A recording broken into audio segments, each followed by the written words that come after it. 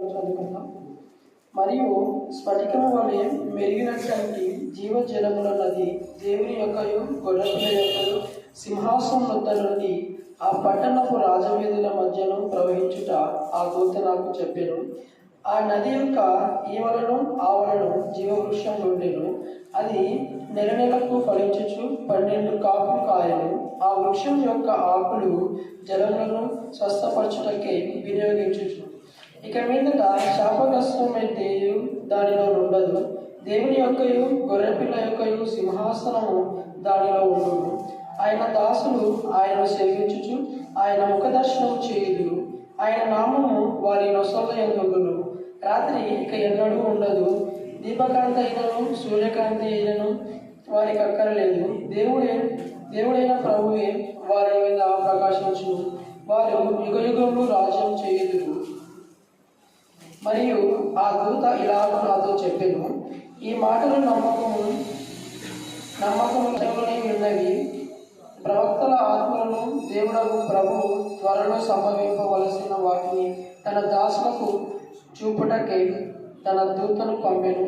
ఇదిగో నేను త్వరగా వచ్చుచున్నాను. ఈ గ్రంథంలోని ప్రవచనములను గైకొనువాడు ధన్యుడు. దేవుడి లేఖన భాగాన్ని దీవించి ఆస్వాదించుగాక. ఆమె హృదయము నాకు దూరంగా ఉన్నది. వారు మానవులు కల్పించిన పద్ధతులు దేవోపదేశములని బోధించుచు నన్ను వ్యర్థముగా ఆరాధించుదురు అని వ్రాయబడినట్లు వేషధారులైన మిమ్మల్ని గూర్చి ఏషయా ప్రవచించినది సరియే. మీరు దేవుని ఆజ్ఞను విడిచిపెట్టి మనుషుల పారంపర్యాచారమును గైకొనుచున్నారు. దేవుడి యొక్క పరిశుద్ధవాక్యం దీవించున్నారు.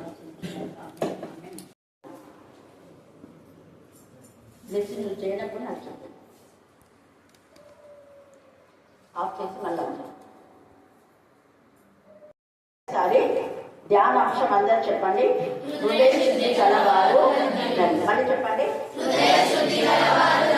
ఇంకోసారి చెప్పాలా? హృదయ శుద్ధి గలవారు ధన్యులు. వాళ్ళు ఏం చేస్తారు? అది హృదయ శుద్ధి గలవారు ధన్యులు. వాళ్ళు దేవుని చూచెదరు అనే మాట మనం చూస్తాం. దేవుని మనం చూడాలి అంటే మన శుద్ధ హృదయం మనకు కావాలి.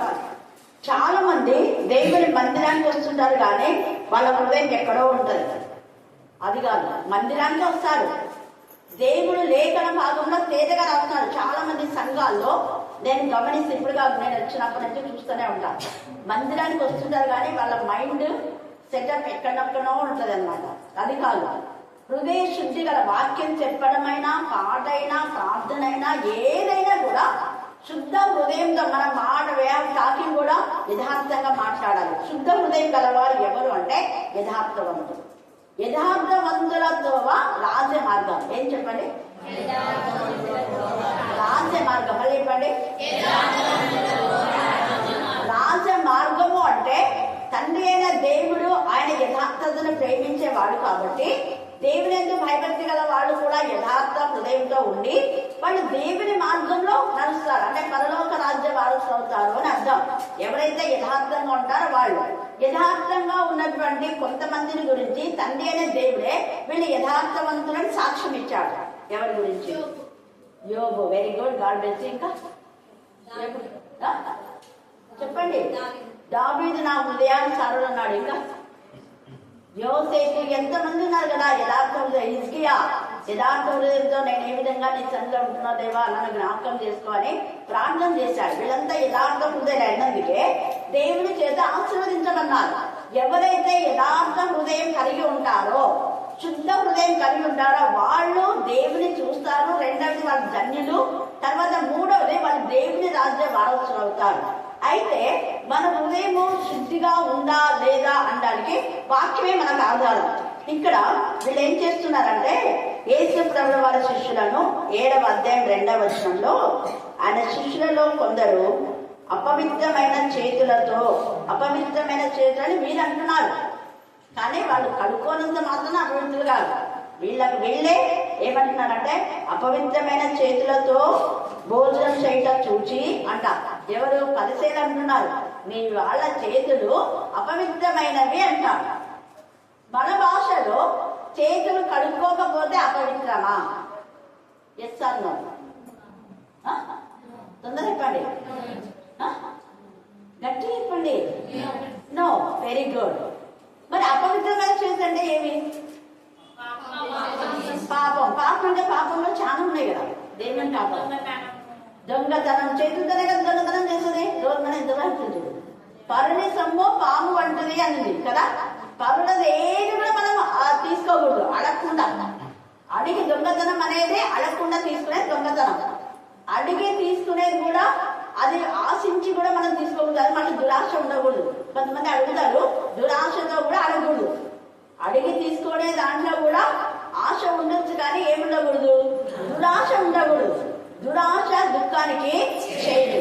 అలాగా లంచగొండి జీవితంలో కానీ చెడు పనులు చేయు వారందరూ కూడా త్రోసివేయబడతారు అనేది వాక్యంలో ఉంది. చెడు పనులు చేయు వారందరూ దేవునికి అసఖ్యులు అనే మాట కూడా లేఖనంలో రాయబడింది.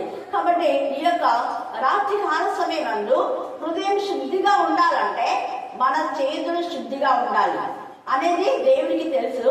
కానీ కడుక్కోవడంతో మాత్రం అపవిత్రం కాదు. వీళ్ళు చేసే నానాక చండాలమైన పనులు, దొంగతనము, వ్యభిచారము, తర్వాత ఇంకా లంచగొండి జీవితంలో ఎన్నెన్నో దుర్మార్గపు కట్లకు కట్టేసి, అంటే దుర్మార్గంతో దేవుని పిల్లలను మానసికంగా బాధ పెట్టడం అనేది ఒక కట్లు, లేనిపోని నిందలు వేయడం అంటే ఒక కట్లు, ఒక బంధకాలు, ఒక చెర. అలాంటి యోసేపును కూడా చేయని నేరాన్ని చెరలో బంధించారు. చెరసాల్లో ఎవరైనా ఒక పెద్ద ప్రైమ్ మినిస్టర్ కదా యోసేపు, ప్రైమ్ మినిస్టర్ పైన వ్యభిచార నేరం చేయకపోయినా కూడా నేరాన్ని మోపి చెరసాల్లో బంధిస్తే ఎంత అసలు గుండె పగిలి చస్తారు ఇంకొకరైతే. కానీ యోసేపు ఏం బాధపడాలి. దేవా, నేను యథార్థవంతుడు నీకు తెలిసిందమ్మా, నేను నిర్దోషిని నీకు తెలిసిందమ్మా, నాకు నాకు నా పక్షంగా వాదించే వాళ్ళు ఎవరు లేరు, నేను కూడా వాదించదలుచుకోలేదు. ఎందుకంటే ఎవరు లేరు, ఒంటరిగా ఉన్నాడు కదా అక్కడ, ఇద్దరు ఒంటరిగా ఉన్నాడు. ఒకవేళ నేను నోరు విప్పి ఇది అని యథార్థంగా చెప్పాను అనుకో, యథార్థంగా చెప్తే కూడా తప్పేం లేదు. బట్ నేను చెప్పే యథార్థత అవతల వ్యక్తిని కూడా బాధ పెట్టే విధానంలో కూడా ఉండకూడదని, అవతల వ్యక్తిని కూడా నొప్పించకుండా తాను బాధను అనుభవించినాడు యోసేపు, యేసయ్యలాగా. చూడండి ఎంత శుద్ధ హృదయం యోసేపు. హల్లెలూయా, హల్లెలూయా, హల్లెలూయా. ఎందుకంటే నీ భార్య ఇలాంటిదని చెప్తే నిజంగా చాలా మంది కూడా అవుండే అని చెప్పొచ్చు, కూడా చెప్పే వాళ్ళు కూడా ఉంటారు. బట్ కానీ అలా చెప్పడము, ఆమె చేసింది తప్పు అని కొంతమంది పని వాళ్ళకి తెలిసి కూడా, రాజు కదా ఏమైనా రాజు భార్య రాని చెప్తే మమ్మల్ని చంపేస్తారని కూడా వాళ్ళు ఊరుకొని ఉండొచ్చు. అది కూడా యోసేపు తెలుసు. కొందరికి తెలిసి కూడా వాళ్ళు మౌనంగా ఉన్నారని యోసేపుకు తెలిసి ఇంకా ఎంతగానో దేవునికి మాత్రమే సమర్పించుకున్నారు. అతని హృదయ శుద్ధి కాబట్టే ధన్యుడైపోయి దేవుని యొక్క నిజంగా కళలు, దైవికమైన కళలు, తర్వాత దేవుడు కళ చేయబడినటువంటి ఆశ్చర్యాలు, అద్భుతాలు యోసేపు చూశాడు. హల్లెలూయా, హల్లెలూయా. కాబట్టి చేతులు కడుక్కోవడం ద్వారా కొంతమంది నాతో మాట్లాడుతుంటారు. అదే మొన్న మంజ చెప్పింది కదా అక్క, నేను బరెల్ గ్రౌండ్ కు వెళ్ళాను, టైం అయితే అయింది ప్రేయర్ టైంకు, నేను ఇలాగనే రావచ్చు అంటే రావచ్చమ్మా అని చెప్పారు. చెప్తే ఆమె ఎంత సంతోషపడింది మంచి. ఎందుకంటే కొంతమంది అదంతా ఇదంతా అంటుంటారు. దేవుని పిల్లలకు అంటలేదు. ఎందుకు అంటే ఈవెన్ ఆ యొక్క రక్తస్రావం గల స్త్రీ కూడా యేసయ్య చెంగు ముట్టంగానే ఆమె ఏమైపోయింది, స్వస్థత పొందింది. హృదయం దేవుడు చూస్తాడు. నువ్వు 10 మార్లు స్నానం చేసి హృదయం అంతా కంపు పెట్టుకొని వచ్చి ఆడ బయట చెప్పులు ఉంటా, హృదయం అంతా చెప్పులు ఉంటాయి, కాపు చెప్పులు. ఏం ప్రైజ్రా? అందుకని ఇది మనుషుల పారంపర్యాచారం అంటున్నాడు. ఇక్కడ ఏసే కొట్టివేశాడు. మీ యొక్క శిష్యులు అపవిత్రమైన చేతులతో భోజనం చేస్తున్నారు ఏంటి కదా అని అడుగుతున్నారు. చూడండి, మామూలుగా అప్పట్లో అంటే ఇప్పుడు బ్రాహ్మణ్ చేస్తారు. పాత నిబంధన అంతా కూడా అప్పుడు శాస్త్రులు, పరిసయ్యులు, సద్దుకాయలు, యూదులు పాటించేవన్నీ కూడా ఇప్పుడు ప్రజెంట్ గా బ్రాహ్మణ్స్, ముఖ్యంగా వైశ్యులు ఎక్కువగా చేస్తుంటారు. మిగతా వాళ్ళు అంటే పూర్వీకుల్లో ప్రతి హిందువులు కూడా చేసేవారు మేబీ. కానీ ఇప్పుడు ఎక్కువగా బ్రాహ్మణ్స్, వైశ్యులు చేస్తుంటారు. బయటికి పోయిందంటే వెంటనే పసుపు నీళ్ళతో స్నానం చేయడము. పసుపు అన్నది క్రిమి సంహారిణి అని, మంచిదే, నీళ్ళతో స్నానం చేయడం తప్పేం లేదు. కానీ ఇప్పటికీ ఆచారం ఉందన్నమాట. ఎవరైనా అన్యులు ఆ చెంబు ముట్టితే వాళ్ళు ముట్టకూడదు అనమాట. ఆ చెంబు ఇలా బయట పెట్టి చంపేస్తే దాన్ని కడిగి మన లోపల పెట్టాలి, వాళ్ళు టచ్ చేయరు. ఇంకా ఎవరు అన్యుల వీధుల్లో కూడా రాకూడదు, అన్యులు ఇచ్చేటటువంటి గ్లాస్తో నీళ్ళు తాగకూడదు. ఇప్పుడు కొన్ని ప్రాంతాలు ఉన్నాయి. అవన్నీ మనుషుల పారంపర్యాలు. ఏ తండ్రి అయినా దేవుడు ఏం చెప్పాలా. కాకపోతే అప్పుడు ఏమన్నా అంటే అన్నుల వీధుల్లోకి మీరు వెళ్ళొద్దండి, అన్నుల దేవి మీరు తీసుకొద్దండి అని చెప్పాడు. కానీ వీళ్ళు ఇంకా సొంతం కల్పించుకొని అంటున్నారు చూడండి, ఏమంటున్నారు చూడండి 4వ వచనంలో, మరియు వాళ్ళ సంతలో నుండి వచ్చినప్పుడు నీళ్లు చల్లుకుంటేనే కానీ భోజనం చేయరు, ఇదిగాక గిన్నెలను కుండలను ఇత్తడి పైన చాలా ఉన్నాయి ఇవన్నీ, వీటన్నింటినీ నీళ్ళతో శుద్ధి చేస్తారు కదా. మరి నీ శిష్యులు ఎందుకు చేతులు కడుక్కోకుండా భోజనం చేస్తున్నారు అంటే వేసే మౌనంగా ఉన్నాడా? చెప్పండి, మౌనంగా ఉన్నాడా? మరి ఏమన్నాడు అక్కడ చూడండి 6వ వచనంలో ఎంత చక్కగా వాళ్ళకు దీటైన సమాధానం ఇస్తున్నారు. ఇలాగ చెప్పాను, ఈ ప్రజలు పెదవులతో నన్ను గణపరచుదు. అది హల్లెలూయా, హల్లెలూయా. మీరంతా పరిశుద్ధులని మీకు మీరు అనుకున్నారు. బయట దేశం చందాల పండుగ చేసి మందిరంలోకి వచ్చి పెద్ద భక్తుల్లాగా విన్నపిస్తున్నారా మీరు అని ఏమంటున్నారు చూడండి, పెదవులతో నన్ను గణపరచుదురు. ఈ రాత్రి కాలంలో పెదవులతో గణపరచదు. మనం ఆత్మతోనూ సత్యంతోనూ దేవుని ఆరాధించాలి. పాడేటప్పుడు పూర్తిగా హృదయ పట్టడికి భాగంలోంచి ఆత్మతోనూ మనసుతోనూ దేవునికి ఇష్టమైన విధంలో పాడేటప్పుడు ఒక మాట ప్రార్థన చేసుకోవాలి. ప్రభా, మనుషులకు ఇష్టంగా కాదు ప్రభా, నీకు ఇష్టంగా నేను పాడడానికి, నీకు ఇష్టంగా ప్రార్థన చేయడానికి, నిన్ను మహిమపరిచే విధం, నిన్ను గణపరిచే విధంలో నేను సాక్ష్యం చెప్పిన, వాక్యం చెప్పిన, నాకు జ్ఞానం దయచేసి అంటే ఖచ్చితంగా నడిపింపచే దేవుని ఆత్మనే నేను నడిపిస్తాను.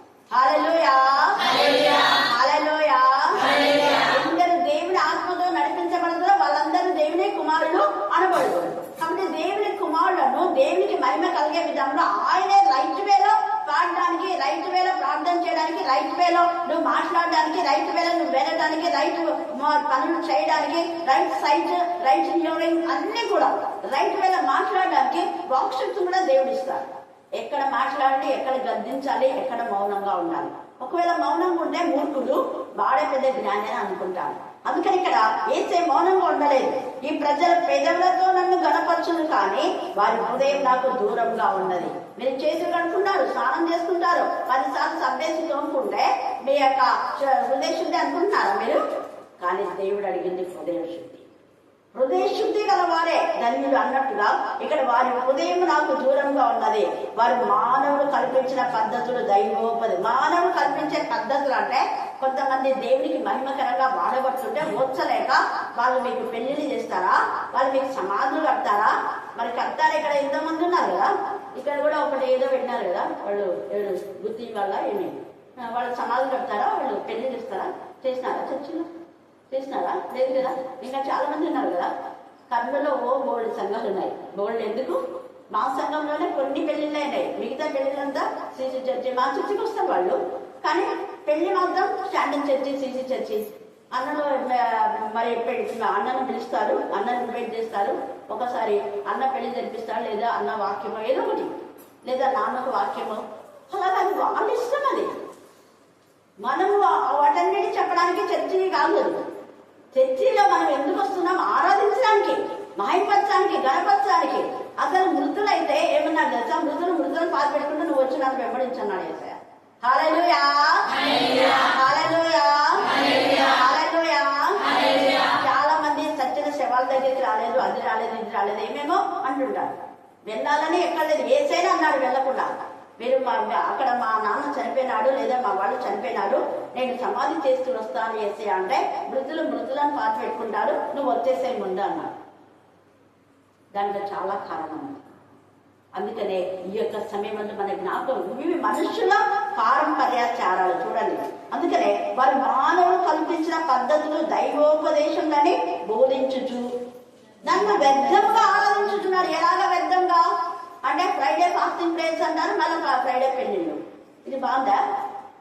వాక్యంలో చూడండి, ఎక్కడ ఆరాధన ముఖ్యం ఉండాలి. టైమింగ్స్ అన్నా సెట్ చేసుకోవాలి. ఇదిగో ఈ టైంలో ఉపవాస ప్రార్థన ఉంటుంది కాబట్టి ఉపవాస ప్రార్థన అయిపోయిన తర్వాత మీరు పెళ్లిళ్ళు పెట్టుకోండి. లేదా ముందుగానే 12 గంటల లోపల, 12కి పెళ్లి స్టార్ట్ అనుకోండి, క్షమించండి 12కు ఆరాధన స్టార్ట్ అయితే 12 లోపల పెళ్లిళ్ళు అయిపోగొట్టుకోవాలి.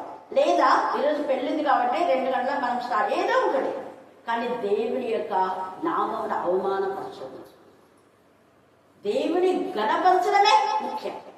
మనుషులు ఇక్కడ ఏం చేస్తున్నారంటే వ్యర్థముగా ఆరాధించుదురు అని వ్రాయబడినట్టు వేషధారులైన మిమ్మల్ని గురించి మీరు వేష వేషధారులు అంటున్నాడు. ఒకటేమో ఏమంటున్నాడు అంటే మీరంతా మనుషుల పారంపర్యాచారములను ఆచరిస్తున్నాడు అన్నాడు.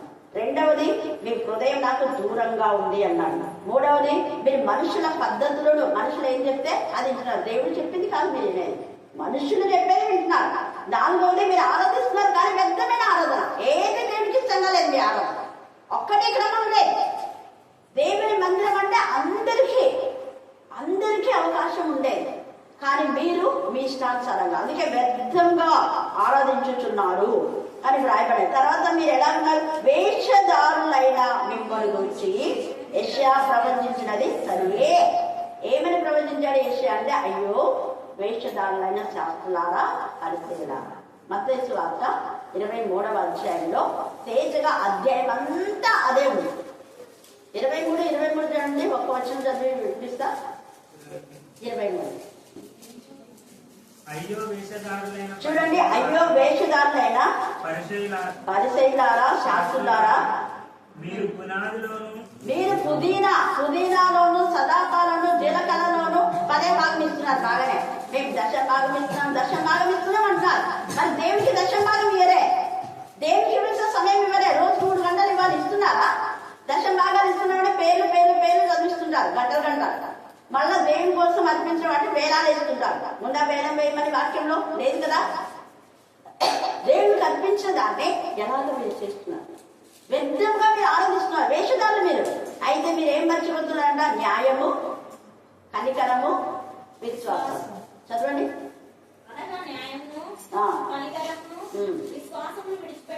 చూడండి, న్యాయము, కనికరము, విశ్వాసం 3 విడిచిపెట్టినా. నిజంగా నీకు విశ్వాసం ఉంటే నువ్వు సంఘంలో క్రీస్తు బిడ్డని చెప్తావు, బయట కూడా క్రీస్తు బిడ్డమనే ఒప్పుకుంటావు.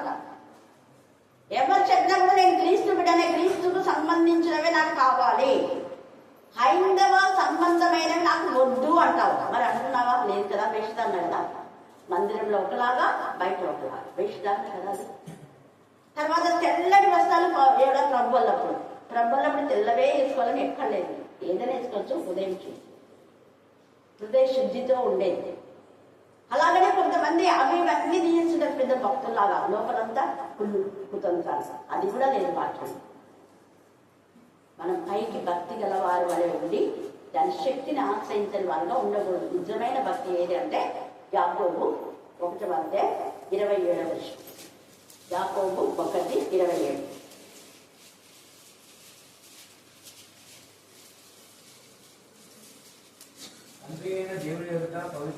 చూడండి, తండ్రి అయిన దేవుని ఎదుట పవిత్రమును నిష్కలంకమునైన భక్తి ఏదనగా దిక్కులేని పిల్లలను,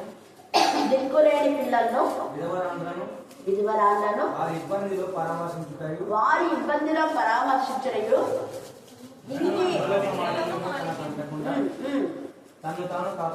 తమ్ము తాము కాపాడు. ఇదే కదా దేవుడికి ఇష్టమైన భక్తి, దేవుడు కోరుకున్న భక్తి ఇది. కానీ ఎవరైనా దిక్కులేని వాళ్ళు, తల్లిదండ్రులు లేదంటే వాళ్ళతో గొడవలు. విధవరాలంటే ఆమె వాడిని దోచుకోవడం చూస్తుంటారు. పరదేశులు అంటే పరదేశులు మా సంఘంలో ఎందుకు 7 ఊరోళ్ళు అంట. వాళ్ళు ఏ ఊరోళ్ళు? వాళ్ళు 8 ఊరోళ్ళేమో. వాళ్ళు 7 ఊరోళ్ళు అంట, వీళ్ళు 8 ఊరోళ్ళు అంట. చూడండి ఎట్లా వస్తాయి ఇవన్నీ, ఎక్కడి నుంచి వచ్చినాయి? వాక్యంలో ఉందా? వాక్యంలో ఫలానాళ్ళు 7 ఊరోళ్ళు, ఫలానాళ్ళు 8 ఊరోళ్ళు, ఫలానాళ్ళు 9 ఊరోళ్ళు ఉందా? లేదు కదా. ఇట్లాంటి భేదం అసలు పరదేశులను గౌరవించాలి మనం. విధవరాళ్లను, ఒంటరిగా తల్లిదండ్రులు లేని వాళ్లను నిజంగా వాళ్లకు సహాయం చేయడమే నిజమైన భక్తి అంటారు. మరి వాళ్ళను మనం ఏం చేస్తున్నాం? ఇంకా కిందికి దొరికిస్తున్నాం. అది భక్తినా? కాదు కదా. ఎంత తేటని ఇక్కడ పరిశుద్ధ. దుర్మార్గులు కట్టిన కట్లను విప్పడం. దుర్మార్గులు ఏదైనా చేస్తే అదే నిన్న మార్తమ్మక్క చెప్పింది, మేరీ టీచర్, మార్తమ్మక్క, ఇంకా కొంతమంది గట్టిగా పర్మిట్ చేసే తప్పు అని.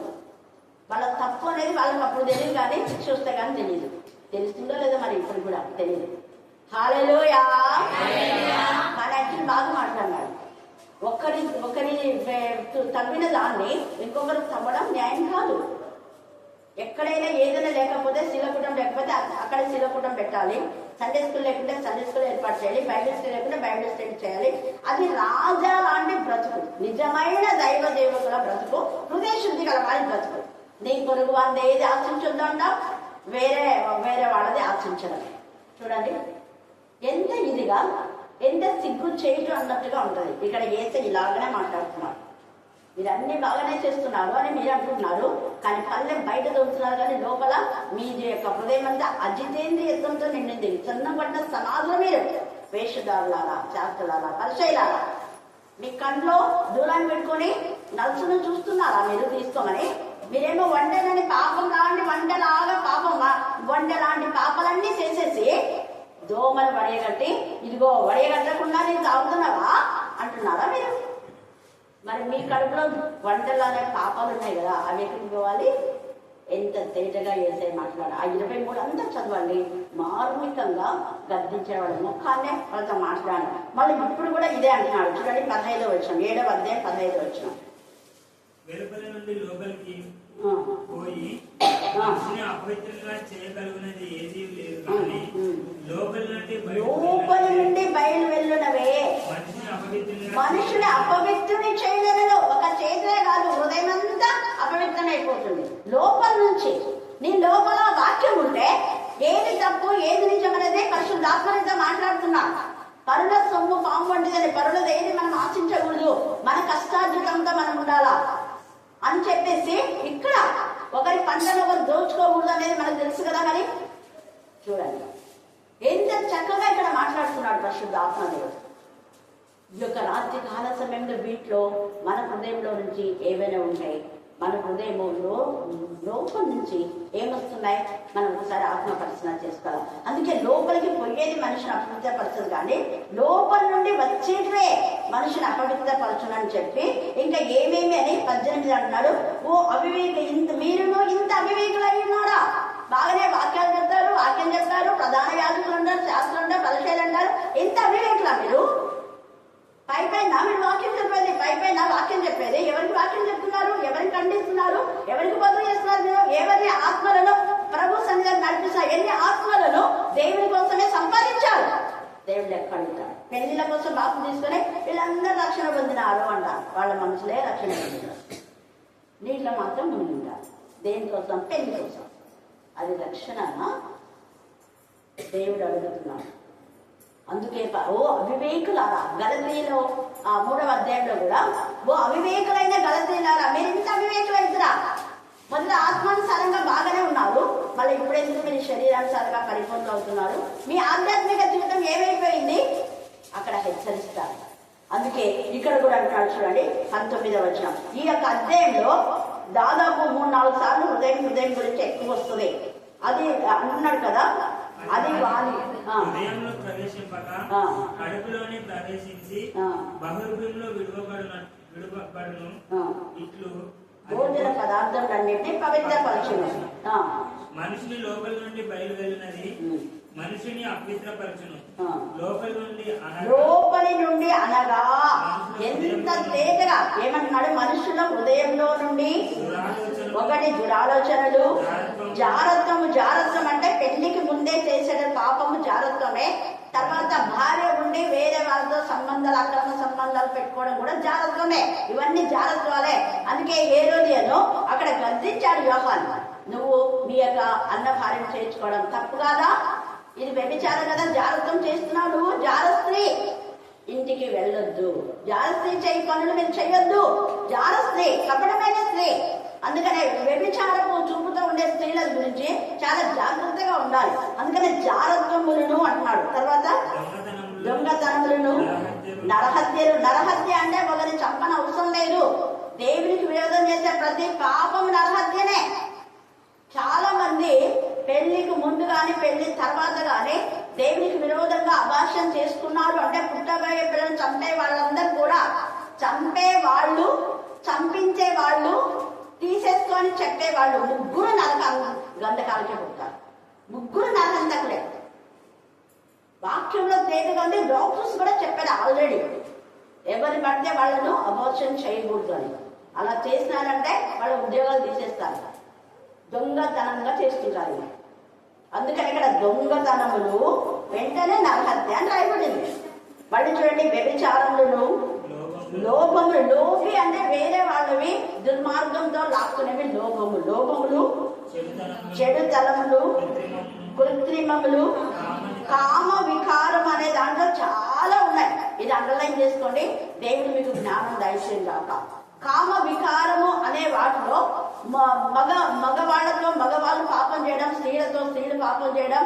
చాలా మంది ఫారిన్ కంట్రీస్ లో స్త్రీలింగ సంపర్కం కానీ స్త్రీలింగం కలిగినటువంటి వాళ్ళు, పురుషలింగం కలిగిన వాళ్ళు వివాహం చేసుకొచ్చునే ఒకరిని జారీ చేసినాడు, అప్పుడే పడిపోయాడు ఫారిన్ కంట్రీస్ లో.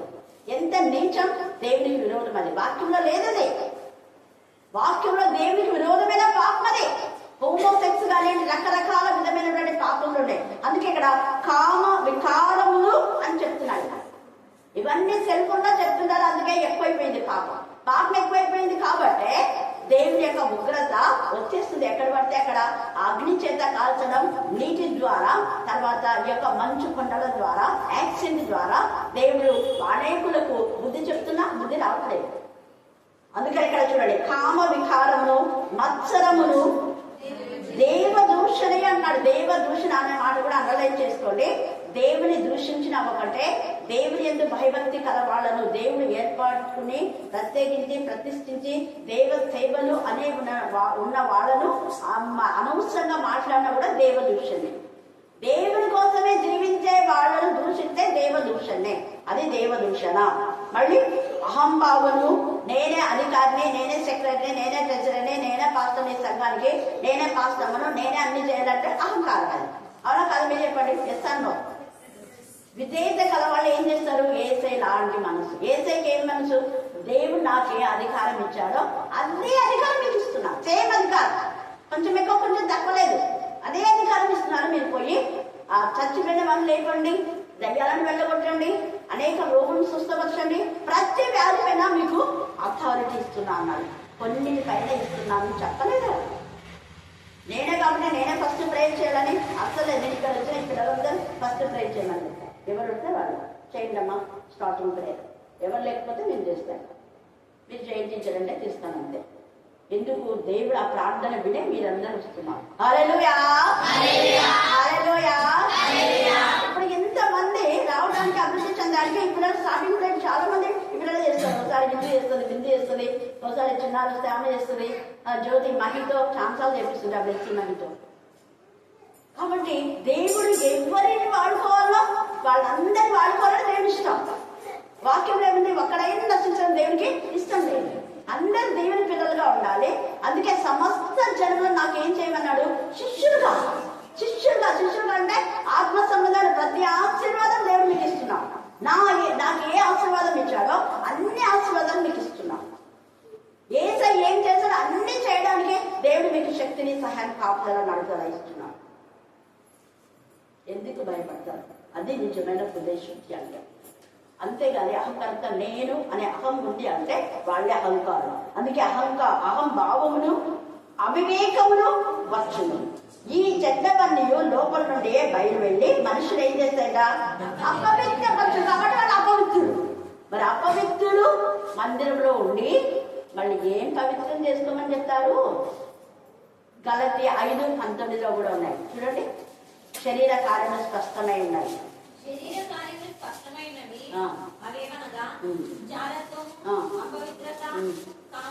కాముకత్వము, విగ్రహారాధన. అంటే మన బొమ్మని పెట్టి పూజించిన అవసరం లేదు. దేవుని కంటే ఎక్కువగా నువ్వు పనిని ప్రేమించినా, కొడుకు ప్రేమించినా, భర్తను ప్రేమించినా, నీ యొక్క చదువును ప్రేమించినా, ఏది దేవుని కంటే ఎక్కువ ప్రేమిస్తే అది విగ్రహారాధన. సింపుల్ గా దేవుడు నీతో మాట్లాడుతున్నాడు. ఇలా అన్ని పక్క పెట్టేసి ముందు దేవుని సన్నిధికి రా, తర్వాతనే వెళ్ళి. ఈరోజు జీవం ఇచ్చాడే దేవుని కృప.